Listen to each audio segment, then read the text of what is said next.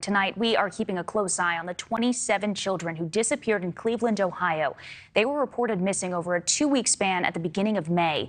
Overall, 34 kids were reported missing in the area last month alone.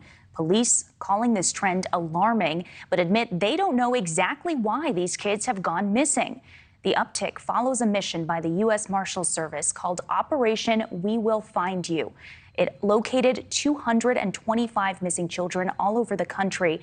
U.S. Marshals say the youngest child they found was just 6 months old, and they say some of the kids are possible victims of human trafficking. Joining me now is Newburgh Heights Police Chief John Majoy. Chief, thank you for being here. Thanks for having me, Brooke. All right, Chief, Newburgh Heights, just south of Cleveland, where, again, more than 30 kids missing in the month of May alone. Police there told us they don't know why this is happening, but they do fear some of these missing kids are victims of predators. What do you think is going on here? Well, I think there's a number of root causes that we need to look at here, and I think that one of them is that they're runaways. And so, but when they are runaways, what we have to worry about is that they succumb to predators, or they have to resort to some sort of means to feed themselves, or put a roof over their head or something like that. And unfortunately, these kids, they're such a young age that they become victims and they don't even know it. They become victims of sex trafficking, of drug trafficking, or some other fashion. And so this certainly draws concern. Yeah, and we've been looking on the police website and noticed that many of these missing kids don't even have pictures. Where do you begin in an investigation like this?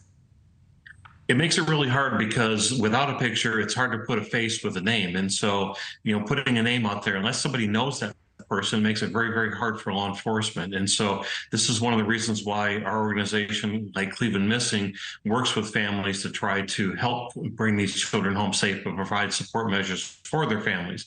But again, without a picture, it makes it very, very difficult for law enforcement. Absolutely. And now, you've said before that there's always peaks and valleys with missing persons, but this number certainly seems extraordinary. Why do you think we are seeing a number like this right now? Well, I think one person missing is one too many at this point. But when we see this many, in Ohio, the weather is finally getting warm, school's letting out. And so I don't really know that there's any smoking gun reason that says, okay, this is why so many kids have gone reported missing.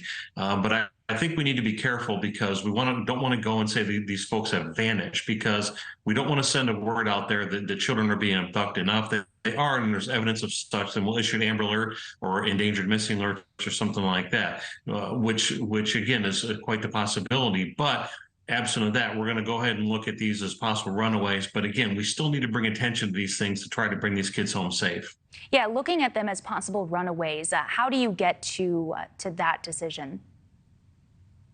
Well, there's really a mixed bag of evidence, and so absent a discovery of evidence or something like that, and take the case of Gina DeJesus, for example, who's one of the co-founders of our organization.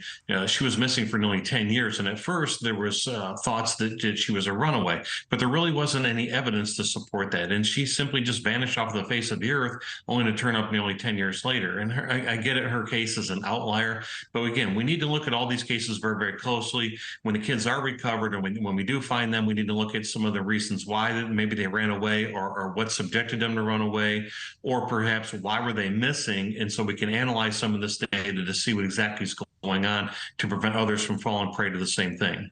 Yeah, we also want to highlight Operation We Will Find You. We mentioned that at the start of this. The operation was, multi-state. They found 225 children. How does that help, hopefully, in finding these children missing in the Cleveland area?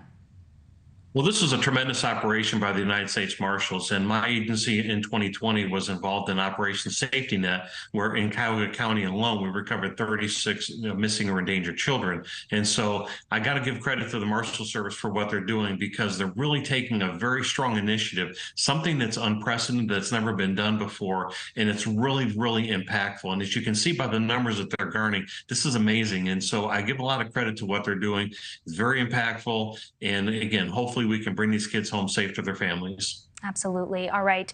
Chief John Majoy, thank you for your time. Thank you for what you're doing. Thanks for having me. Thank you for watching. Go to newsnationnow.com to find News Nation on your television provider. And don't forget to click the red subscribe button below to get more of News Nation's fact-driven, unbiased coverage.